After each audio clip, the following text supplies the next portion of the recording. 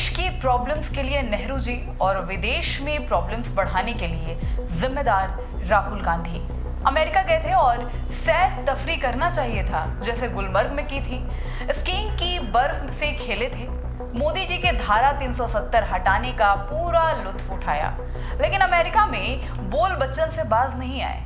वहां सुनने वालों की भीड़ भी जुटी, देशी विदेशी मीडिया पहुंचा, खूब टीआरपी मिली।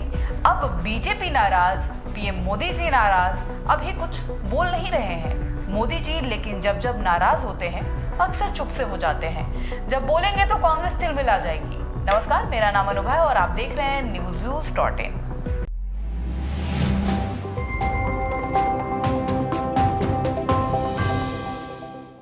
5 बॉल टोक टोक तो छठी नरेंद्र मोदी स्टेडियम के पार।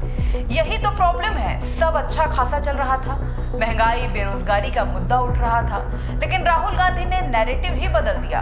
देश में रहते हैं तो आलोचना करते हैं और अब फॉरेन जाते हैं तो वहां भी क्रिटिसाइज करते नजर आते हैं। कह रहे हैं कि देश में डेमोक्रेसी खतरे में है।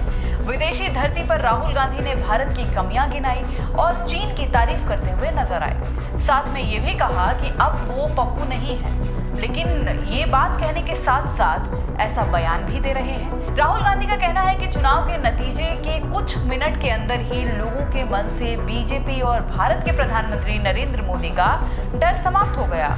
इस बार चुनाव में 99 सीटें पाकर खुश रहने वाले राहुल गांधी को शायद इसीलिए बालक बुद्धि का नाम बीजेपी ने दे दिया है, क्योंकि अक्सर बच्चों को नासमझी में खुद की हार से ज्यादा दूसरों की जीत से दिक्कत होती है।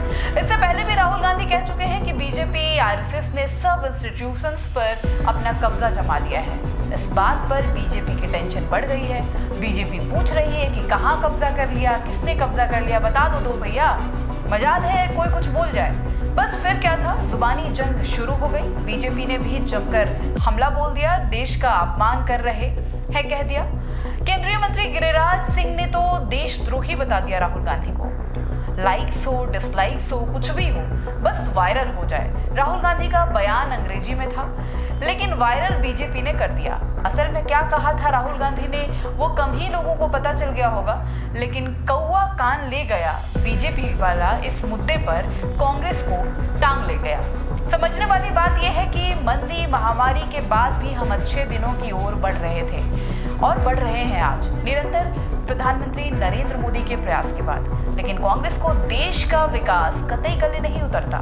छीन ली हेडलाइन, पहुंच गए अमेरिका राहुल गांधी, अच्छे बुरे दोनों में हेडलाइन बना दी।